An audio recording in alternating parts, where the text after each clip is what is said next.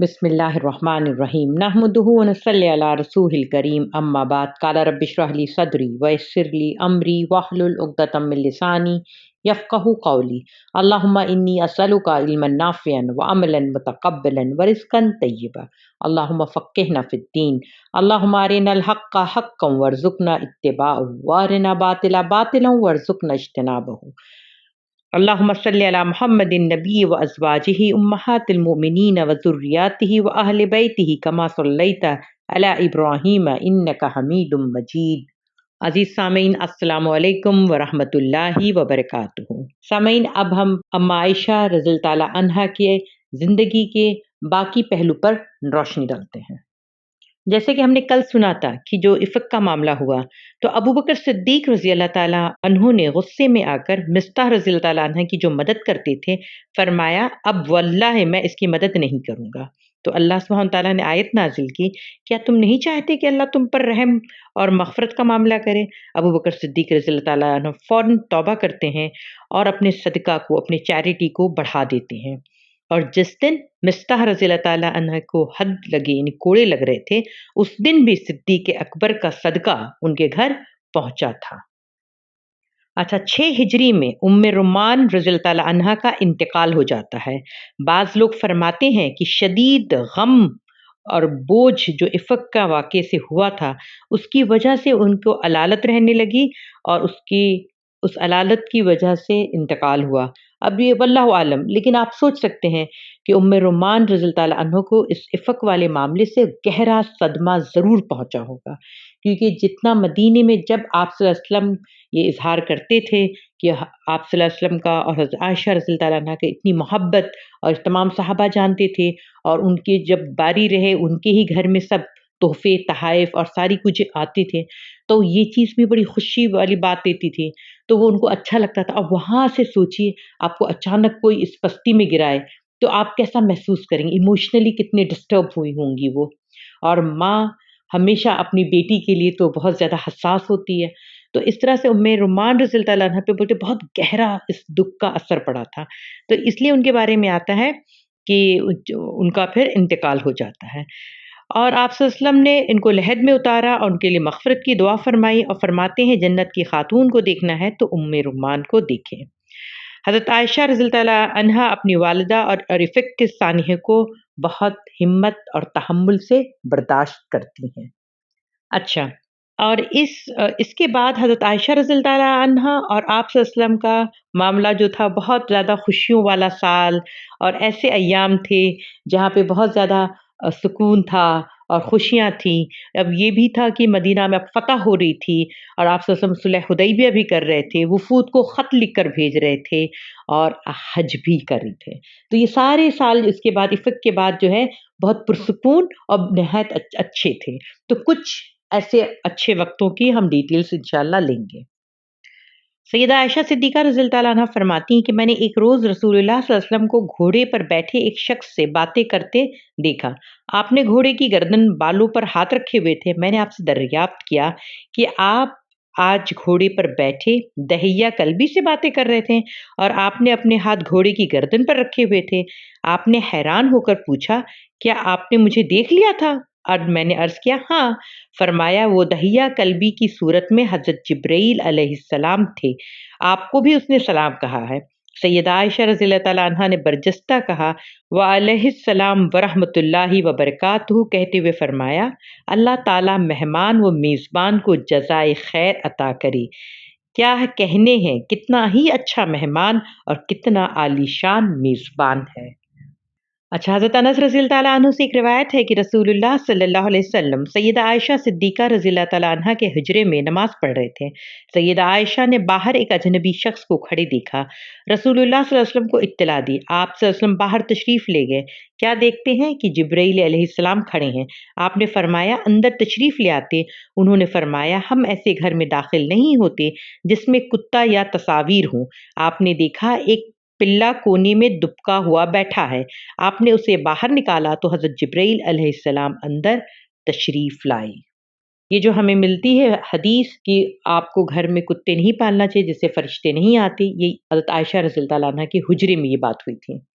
مشہور تابعی امام مسروق رحم اللہ سے کسی نے پوچھا کیا سیدہ عائشہ صدیقہ وراثت کا علم بھی جانتی تھیں؟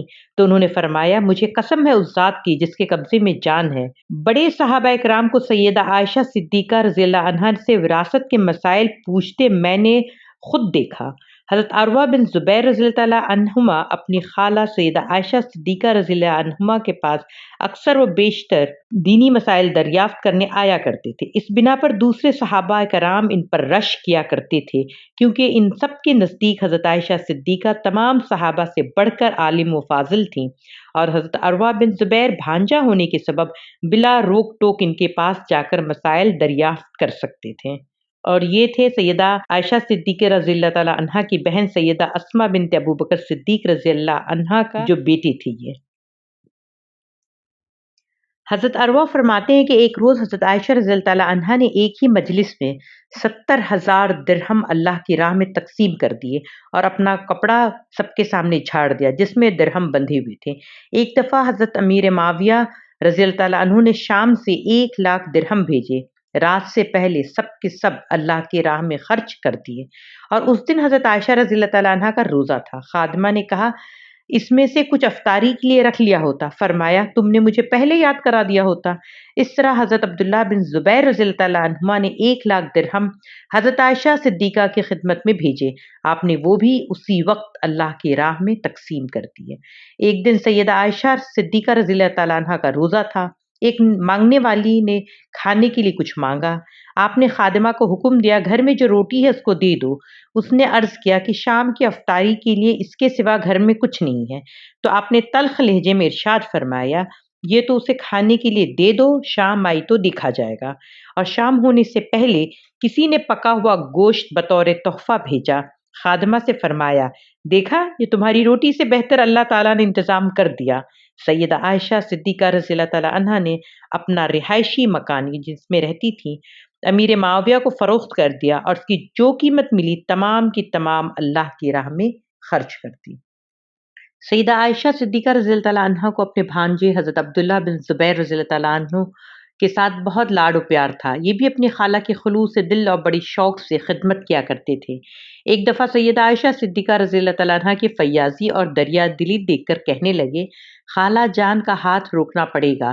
جب آپ کو اس بات کا علم ہوا تو بہت ناراض ہوئی، کافی عرصے تک ان سے خفا رہیں۔ یہ مجھے اللہ کی راہ میں خرچ کرنے سے روکے گا؟ بھلا یہ کیسے ہو سکتا ہے؟ مجھے اس کار خیر سے روکنے والا یہ کون ہے؟ اسے یہ بات کہنے کی جرت کیسے ہوئی؟ بڑی مشکل سے آپ کا غصہ ٹھنڈا ہوا اور انہیں معاف کرتے ہوئے درگزر کا معاملہ کیا۔ حضرت عائشہ رضی اللہ تعالیٰ عنہ فرماتی ہیں جیسے ہی آپ صلی اللہ علیہ وسلم حجۃ الوداع سے واپس آتے ہیں ان کی علالت ظاہر ہونے لگتی ہے۔ ابو خضری رضی اللہ تعالیٰ عنہ فرماتے ہیں آپ صلی اللہ علیہ وسلم خطبہ دے رہے تھے، آپ صلی اللہ علیہ وسلم نے فرمایا اللہ نے اپنے بندے کو جو اس دنیا میں ہے اور جو آخرت میں ہے وہ بتایا، اور بندے نے وہ چنا جو اللہ کے پاس ہے اور آخرت میں ہے۔ پوری مسجد بھری ہوئی، کسی کے سمجھ میں یہ بات نہیں آئی سوائے ابو بکر صدیق رضی اللہ تعالیٰ عنہ کے، اور ابو بکر صدیق بہت رونے لگے اور بہت زیادہ۔ کئی صحابہ یہ جانتے بھی نہیں تھے کہ کیا وجہ ہے، وہ کیوں رو رہے ہیں۔ آپ صلی اللہ علیہ وسلم خطبہ میں رک کر ابو بکر صدیق رضی اللہ تعالیٰ عنہ سے مخاطب ہو کر فرمائے اللہ نے مجھے نوازا ابو بکر سے، ان کی دوستی سے، ان کے ساتھ سے، ان کی حمایت سے، اور اگر مجھے خلیل چن لینا ہوتا انسانوں میں سے تو میں ابو بکر رضی اللہ تعالیٰ عنہ کو چنتا، لیکن اللہ نے مجھے اپنا خلیل بنایا ہے۔ مگر مجھے اللہ نے اپنا خلیل اور دوست بنایا ہے، اس لیے آپ صلی اللہ علیہ وسلم نے فرمایا مسجد نبوی کے سب دروازے کو بند کیا جائے سوائے ابو بکر کے۔ آپ نے فرمایا ابو بکر کا احسان میں کبھی ادا نہیں کر سکتا۔ یہ مقام ہے صدیق اکبر رضی اللہ تعالیٰ عنہ کا۔ حضرت عائشہ رضی اللہ تعالیٰ عنہ فرماتی ہیں کہ میں نے خواب دیکھا کہ 3 چاند میرے گھر میں آ کر گرے ہیں، اور وہ اپنے والد ابو بکر صدیق کو اپنا خواب بتاتی ہیں۔ سیدنا ابو بکر صدیق رضی اللہ تعالیٰ عنہ فرماتے ہیں 3 متقی تمہارے گھر میں دفن ہوں گے۔ جب آپ صلی اللہ علیہ وسلم کا انتقال ہوا تو ابو بکر صدیق نے فرمایا سب سے خیر و برکت والا چاند، پہلا چاند تمہارے آنگن میں آ گیا۔ اب ہم دیکھتے ہیں ڈیٹیل سے حضرت عائشہ رضی اللہ تعالیٰ عنہ کیسے بیان کرتی ہیں آپ صلی اللہ علیہ وسلم کی آخری ایام کو۔ وہ فرماتی ہیں کہ میں آپ صلی اللہ علیہ وسلم کی حالت کو بہت غور سے دیکھتی تھی۔ آپ صلی اللہ علیہ وسلم اپنے آخری ایام میں جو قیام اللیل فرماتے تھے وہ ان سے نہیں ہو پا رہی تھی۔ وہ فرماتی ہیں کہ آپ کچھ آیت تلاوت کرتے اور پھر بیٹھ کر تلاوت کرنے لگتے، پھر کھڑے ہو کر پھر رکوع کرتے۔ عبداللہ بن شفیق فرماتے ہیں کہ میں نے حضرت عائشہ رضی اللہ عنہ سے پوچھا کہ آپ بیٹھ کر پڑھتے تھے قیام اللیل؟ عائشہ رضی اللہ عنہ کہتی ہیں نعم، ہاں، یہاں تک کہ ان کے پاس کچھ نہیں تھا امت کو دینے کے لیے، انہوں نے 23 سال میں اپنا سب کچھ دے دیا امت کو۔ یعنی آپ صلی اللہ علیہ وسلم نے اپنے آپ کو کھپا دیا۔ جب نبوت جب سے آپ صلی اللہ علیہ وسلم کو ملی تو 23 سال اس قدر انتھک محنت کی کہ حضرت عائشہ فرماتی کہ جب وہ اس دنیا سے جا رہے تھے تو آپ صلی اللہ علیہ وسلم کے پاس کچھ بچا نہیں تھا، سب کچھ کھپا دیا تھا اس امت کو دینے کے لیے۔ اور ہم گواہی دیتے ہیں کہ آپ صلی اللہ علیہ وسلم نے اپنے رسالت اور جو ذمہ داری اللہ نے ان کو عطا کی تھی اسے پورا پورا ادا کیا۔ حضرت عائشہ رضی اللہ عنہ فرماتی ہیں کہ اپنے آخری ایام میں کمزوری میں آپ صلی اللہ علیہ وسلم فرماتے ہیں کہ انا این غدن، یعنی میں کل کہاں رہوں گا۔ اور سب امہات المومنین جانتی تھیں کہ آپ حضرت عائشہ رضی اللہ عنہ کی طرف رہنا چاہتے ہیں، مگر آپ اپنی بیماری اور کمزوری میں کسی کی دل شکنی نہیں کرنا چاہتے تھے اور نہ ہی ناانصافی۔ تو وہ فرماتے کہ تمام ازواج سے کہ میں کل کہاں رہوں گا، میں کل میری کہاں کی باری ہے۔ تو تمام ازواج اس بات سے متفق ہو جاتی ہیں، جب ان کی علالت کو دیکھتی ہیں، ان کی کمزوری کو دیکھتی ہیں تو وہ اس بات سے متفق ہو جاتی ہیں کہ آپ صلی اللہ علیہ وسلم کو حضرت عائشہ کے پاس رہنا چاہیے، اور ان کے جذباتی لگاؤ کو دیکھ کر وہ سب متفق ہو کر کہتی ہیں کہ آپ حضرت عائشہ کے پاس رہیے۔ تو جب یہ اجازت دے دیتی ہیں تمام امہات المومنین تو حضرت علی اور الفضل بن عباس دونوں نے آپ صلی اللہ علیہ وسلم کو اٹھا کر لے کر آئے حضرت عائشہ صدیقہ رضی اللہ عنہا کے حجرے میں۔ آپ صلی اللہ علیہ وسلم حضرت عائشہ سے بہت محبت فرماتے، وہ فرماتی ہیں میرے سر میں درد ہو رہا تھا تو میں نے کہا میرا سر میرا سر۔ آپ صلی اللہ علیہ وسلم مسکراتے ہیں اور فرمایا اچھا، مجھ سے پہلے آپ کو اللہ بلا لے گا تو آپ کے لیے میں تو مغفرت کروں گا، یعنی تو اچھا ہی ہے آپ کے لیے کہ اگر آپ کا اسی بہانے یعنی آپ کی موت ہو جائے تو میں آپ کے لیے مغفرت کروں گا، میں لحد میں اتاروں گا۔ تو حضرت عائشہ رضی اللہ عنہا فرماتی ہیں میں ہمیشہ کی طرح آپ صلی اللہ علیہ وسلم پر اپنا بہت حق جتا کر فرمایا ہاں، تاکہ آپ کو کہیں اور جانا ہو یا پھر آپ نئی بیوی لے کر آ جائیں میرے حجرے میں۔ پھر کہتی ہے ہم دونوں پھر ہنس پڑے۔ تو اللہ کے رسول صلی اللہ علیہ وسلم ان کو اپنے آخری وقت میں بھی آپ صلی اللہ علیہ وسلم حضرت عائشہ کی اس قدر دلجوئی کرتے ہیں، کیونکہ ان کو پتا تھا کہ ان کے بعد وہ کتنی دیر تک وہ کتنے لمبے عرصے تک اکیلی رہیں گے، لیکن اللہ کے رسول صلی اللہ علیہ وسلم کی دیکھیے ذمہ داری کا بوجھ دیکھیے، وہ جو مذاق کیا کہ سر میں درد ہونے کی وجہ سے آپ کا انتقال ہوگا تو میں نہلاؤں گا اور میں لحد میں اتاروں گا، تو اس سے پتہ چلتا ہے کہ اگر کوئی نہیں ملے تو شوہر کر سکتا ہے۔ عبداللہ ابن مسعود فرماتے ہیں کہ آپ کا بخار اس قدر شدید تھا کہ جب میں نے آپ صلی اللہ علیہ وسلم کو ہاتھ لگایا تو اس قدر گرم تھا، اب میں سوچ رہا تھا کیسے آپ صلی اللہ علیہ وسلم برداشت کر رہے ہیں۔ آپ صلی اللہ علیہ وسلم نے ان کو فرمایا مجھ پر تمام آزمائشیں دوہری ہیں، اجر بھی دوہرا ہے۔ جب آپ صلی اللہ علیہ وسلم کو ہوش آتا وہ پوچھتے کیا لوگوں نے نماز پڑھ لی ہے، اور ہر غشی کے بعد یہی پوچھتے، ہم کہتے کہ نہیں۔ کئی بار آپ صلی اللہ علیہ وسلم کو وضو کرانے کی کوشش کرتے، وہ بے ہوشی میں چلے جاتے تو آپ صلی اللہ علیہ وسلم نے فرمایا ابو بکر سے کہو کہ نماز پڑھا لے، ابو بکر صدیق رضی اللہ عنہ سے کہو کہ نماز پڑھائے۔ آپ صلی اللہ علیہ وسلم کو علی اور انس رضی اللہ عنہم پکڑ کر مسجد میں لائے، ابو بکر صدیق رضی اللہ عنہ امامت فرما رہے تھے، ابو بکر صدیق رضی اللہ عنہ پیچھے ہٹ رہے تھے، آپ نے ہاتھ سے ان کو منع کیا اور آپ صلی اللہ علیہ وسلم نے ابو بکر صدیق رضی اللہ تعالیٰ عنہ کی قیادت میں نماز پڑھی۔ بخاری کی ایک حدیث ہے، حضرت عائشہ فرماتی ہیں آپ معوذتین پڑھتے اپنے چہرے پر ہاتھ پھیرتے، لیکن بیماری کی وجہ سے آپ صلی اللہ علیہ وسلم ایسا نہیں کر پا رہے تھے۔ میں نے آپ صلی اللہ علیہ وسلم کے ہاتھ کو پکڑتی، تلاوت کرتی، معوذتین پڑھتی اور برکت کے لیے آپ صلی اللہ علیہ وسلم کے ہاتھ کو ان کے چہرے پر پھیرتی اور آپ صلی اللہ علیہ وسلم سے دعا فرماتے اللہم اغفر لی وارحمنی والحقنی بالرفیق اعلیٰ۔ اور یہ حدیث بھی آپ سن لیجئے کہ حضرت عائشہ صدیقہ فرماتی ہیں کہ میرے گھر میں تمام ازواج آتی تھیں، آپ صلی اللہ علیہ وسلم کی طبیعت کو خیریت کو دریافت کر کے تمام ازواج آتی اور فاطمہ رضی اللہ عنہا بھی آتی، اور ان کے آنے کے ان کے چلنے کا انداز بالکل آپ صلی اللہ علیہ وسلم جیسا تھا۔ وہ جب آتی تو انہیں مرحبا بنتی یا مرحبا بنتی، خوش آمدید، ویلکم جسے ہم کہتے ہیں نا، میری پیاری بیٹی. حضرت فاطمہ رضی اللہ عنہ کو وہ اپنے داہنے ہاتھ پر بٹھاتے، اپنے قریب کرتے ہیں آپ صلی اللہ علیہ وسلم، پھر وہ رونے لگ جاتی ہیں، اور پھر بلاتے ہیں اور پھر قریب کرتے ہیں اور کچھ کہتے ہیں تو وہ ہنسنے لگتی ہیں. حضرت عائشہ صدیقہ پوچھتی ہیں کیا فرمایا؟ فاطمہ رضی اللہ عنہ کہتی ہیں یہ راز ہے ہمارے بیچ کا. جب آپ صلی اللہ علیہ وسلم کا انتقال ہو جاتا ہے تو وہ حضرت عائشہ رضی اللہ عنہ سے فرماتی ہیں کہ اس دن جو آپ نے پوچھا تھا تو رسول اللہ صلی اللہ علیہ وسلم نے کہا تھا کہ میرا انتقال ہونے والا ہے، تو میں رونے لگی. پھر فرمایا تم سب سے پہلے میرے اہل و عیال میں سے مجھ سے ملو گی، تو میں خوش ہو کر ہنسنے لگی. دیکھیے سیدہ فاطمہ زہرا رضی اللہ عنہا وہ بھی حضرت عائشہ سے اس قدر محبت کرتی تھی کہ ان کو بات یاد تھی کہ جب آپ صلی اللہ علیہ وسلم نے حیات سے تھے تو وہ راز نہیں کھولتی ہیں، جب انتقال ہو جاتا تو سب سے پہلے شیئر کرتی ہیں کس سے؟ حضرت عائشہ صدیقہ رضی اللہ عنہا سے. آخر وقت میں آپ صلی اللہ علیہ وسلم بہت کمزور ہو گئے تھے، میرے سینے سے لگے تھے، یعنی حضرت عائشہ فرماتی ہیں کہ میرے سینے سے لگے تھے. میرے بھائی عبد الرحمن آئے، ان کے پاس مسواک تھی، اور آپ صلی اللہ علیہ وسلم جب بھی نماز کے لیے جاتے تو مسواک کر کے جاتے. تو میں آپ صلی اللہ علیہ وسلم کی آنکھ میں مسواک کے لیے چمک دیکھی، تو میں نے پوچھا کیا میں آپ کے لیے اس کو نرم کر دوں؟ تو آپ نے اشارے سے ہاں فرمایا. تو میں نے وہ مسواک لی اور دوسری طرف سے میں نے اسے نرم کیا، اور وہی مسواک جو میرے لیب کے ساتھ یعنی میرے سلائیوا کے ساتھ جو لگی تھی وہ آپ نے منہ میں لی. حضرت عائشہ فرماتی ہیں کہ آپ صلی اللہ علیہ وسلم میرے گھر میں میرے سینے پر میری باری کے دن، اس دن حضرت عائشہ صدیقہ کی باری تھی، اور میرے لعب و دہن کے ساتھ اللہ کی طرف گئے، اللہ نے یہ اعزاز مجھے دیا تھا. اور پھر ایک حدیث میں فرماتی ہیں جو اللہ سے ملنے کا مشتاق ہو، یعنی اللہ سے ملنے کے لیے خواہش مند ہو، تو اللہ بھی اس سے ملنے کا اشتیاق رکھتا ہے، اور جو اللہ سے ملنے سے نفرت کرتا ہو اللہ بھی اس سے ملنے سے نفرت کرتا ہے. میں نے آپ صلی اللہ علیہ وسلم سے پوچھا ہم سب موت کا خوف رکھتے ہیں تو کیسے یہ ہو سکتا ہے کہ ہم ملنے کا اشتیاق رکھیں؟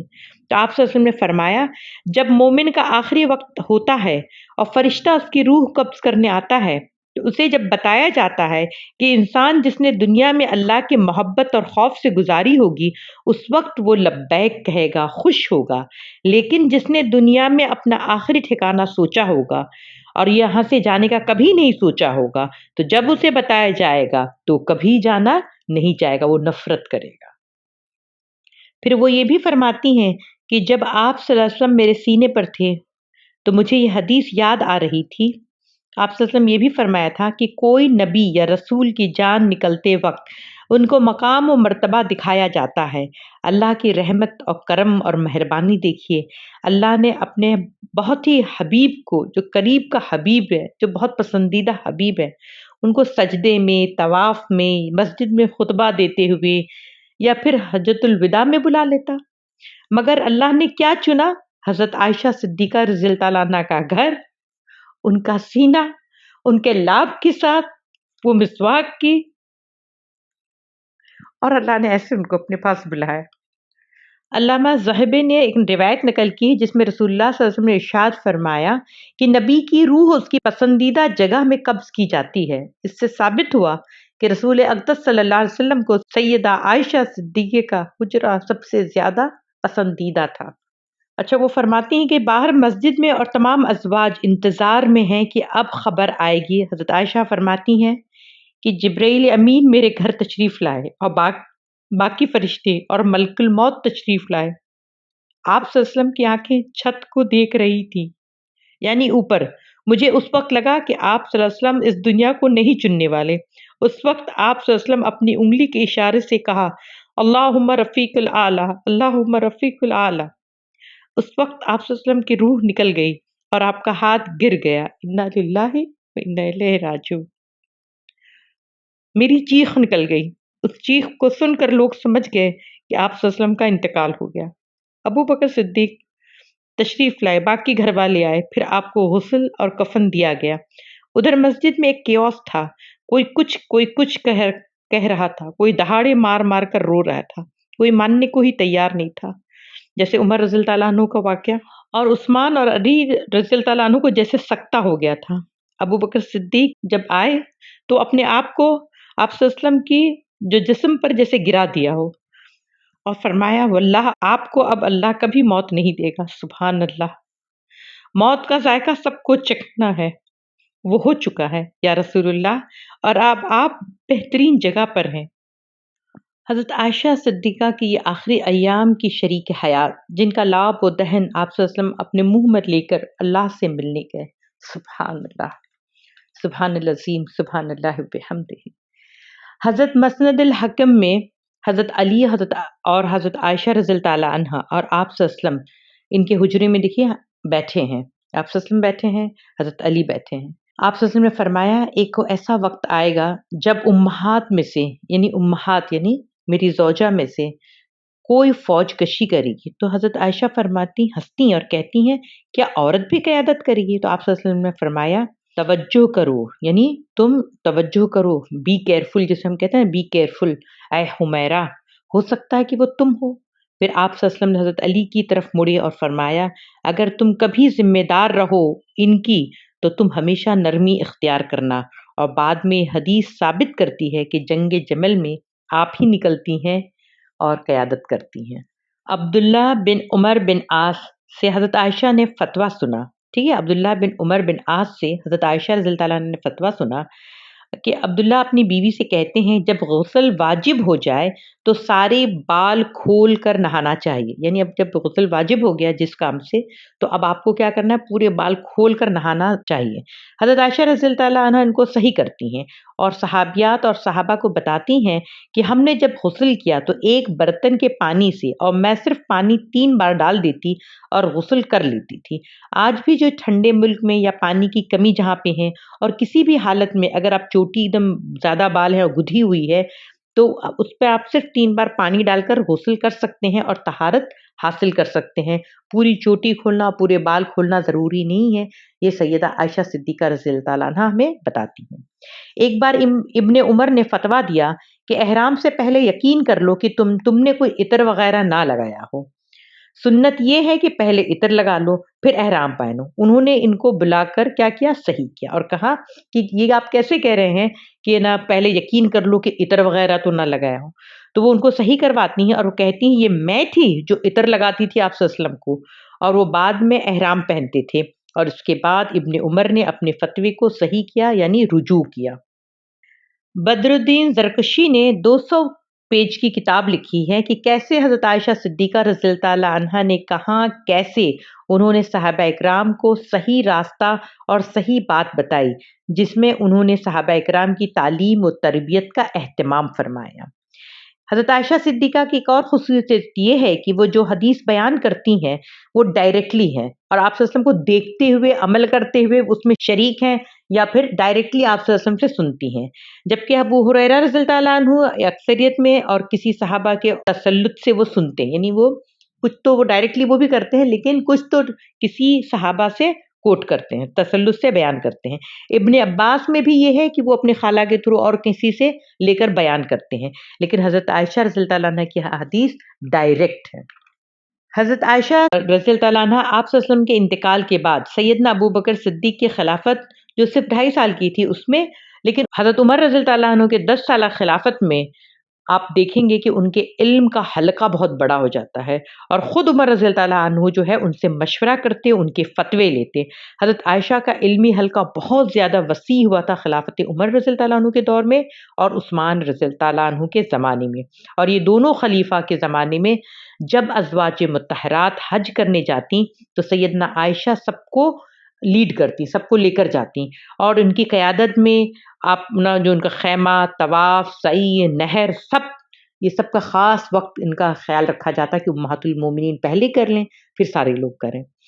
اور آخر میں سیدنا عمر رضی اللہ تعالیٰ عنہ جب شہید ہوئے تو وہ اپنے بیٹے کو بھیجتے ہیں اجازت لینے کے لیے کہ میں آپ صلی اللہ علیہ وسلم کے پہلو میں، اپنے ابو بکر صدیق کے پہلو میں دفن ہونا چاہتا ہوں۔ تو آپ جب سنتی ہیں تو آپ اجازت دیتی ہیں اور فرماتی ہیں کہ وہ میری من پسند جگہ تھی، میرے محبوب شوہر اور میرے شفیق والد کے پہلو میں، مگر یہ عمر رضی اللہ تعالیٰ عنہ تم ہو جسے میں اپنے اوپر تمہیں فوقیت دیتی ہوں، بہت ہی فراخ دل، کھلے دل کی، اسی لیے آپ یعنی حضرت عائشہ صدیقہ کی جو آخری آرامگاہ ہے وہ جنت البقیع میں ہے. اللہ ان کو ان کی من پسند جو جگہ تھی اس سے بھی بہت زیادہ رحمتیں نازل فرمائے کہ ان کا دل خوش ہو. اچھا، ام المومنین سیدہ عائشہ صدیقہ رضی اللہ تعالیٰ عنہا نے 17 رمضان المبارک بروز منگل 58 ہجری کو 66 سال کی عمر میں دائی اجل کو لبیک کہا اور جنت الفردوس کی راہ لی. انا للہ و انا الیہ راجعون. آپ کی نماز جنازہ ابو ہریرہ رضی اللہ تعالیٰ عنہ نے پڑھائی اور دفن کرنے سے پہلے عبداللہ بن محمد بن عبد الرحمن بن ابی بکر صدیق اور عبداللہ بن عبد الرحمن بن ابی بکر صدیق قبر میں اترے اور اپنے ہاتھوں سے ام المومنین کو لحد میں اتارا. اللہ ان سے راضی اور وہ اپنے رب سے راضی. ام المومنین جو تمام مومنوں کی ماں، بے مثال انہوں نے اپنے علم کا، اپنے وراثت کا خزانہ چھوڑا ہے. دیکھیے، حضرت عائشہ صدیقہ رضی اللہ تعالیٰ عنہ علم نبوت کی اصل وارث جو تھی حضرت عائشہ صدیقہ کو ملی ہے تو مبالغہ نہ ہوگا. وجہ یہ ہے کہ حضرت عائشہ اپنے والدین کے گھر سے پڑھنا لکھنا سیکھ کر آئی تھیں، انٹلیکچوئل ذہن رکھتی تھیں اور وہ فوراً سے چیزوں کو سیکھ لینا، اخذ کرنا آپ صلی اللہ علیہ وسلم اور حضرت عائشہ کا دن رات کا ساتھ تھا. اور دن میں بھی جو مسجد میں ایکٹیویٹی ہوتی تھی اس کی خبر ان کو رہتی تھی کہ وہ سب سے کلوز تھی، سب سے نزدیک تھیں اور وہ سیکھتی رہتی تھیں. اور آج کل کی جو سائنٹیفکلی اپرووڈ ہے کہ جو بچپن میں آپ سیکھ لیں وہ ذہن آپ کا بن جاتا ہے، وہ ایک خالی سلیٹ ہوتی ہے، اس میں جو بھی نقش ہو جائے گا وہ ہمیشہ کے لیے محفوظ رہ جاتا ہے. تو اس لیے آپ اندازہ کریں کہ ایک ایسی قوم جو گمنامی سے نکل کر دنیا کے طول و عرض پر چھا گئی، انسانی تاریخ کو بدل کر رکھ دینے والی قوم بن کر جو ابھری، یہ عرب، رسول عربی کی قیادت میں جتنے بڑے جو سید العالم ہے اور جتنے اسلامی اسکالرشپ کی قیامت تک کے لیے جو بھی اسکالرز آئیں گے ان سب کے سردار وہ سب کے سب ینگسٹرز تھے، یعنی کم عمر کے لوگ تھے جنہیں آج کے لوگ جو ٹین ایجر کہتے ہیں. تو سب کے سب جو سید الاسکالر تھے، سید یعنی لیڈرز کہے جاتے ہیں، تو جتنے قیامت تک کے آنے والے اسکالر ہیں ان سب کے جو سید تھے وہ یہ ینگسٹر تھے جو ٹین ایجر تھے.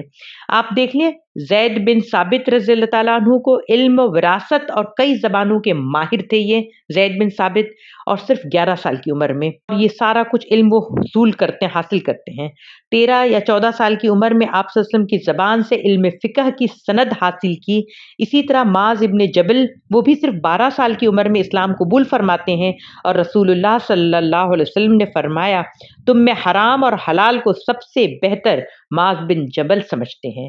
اور ہماری ماں سیدنا عائشہ صدیقہ رضی اللہ تعالیٰ عنہا، آپ کی محبت اور ہم سب کی شفیق ماں جس نے سب کی جھولی بھر بھر کر علم کے خزانے لٹائے، وہ بھی سب سے کم عمر تھی. یہ تھی ہماری ماں سیدہ عائشہ صدیقہ رضی اللہ تعالیٰ عنہا. اب انشاءاللہ ہم اگلی نشست میں ہم ملیں گے حفصہ بنت عمر ابن الخطاب رضی اللہ تعالیٰ عنہا سے. آپ لوگ اپنا بہت خیال رکھیے گا، جڑے رہیے، بنے رہیے. فی امان اللہ.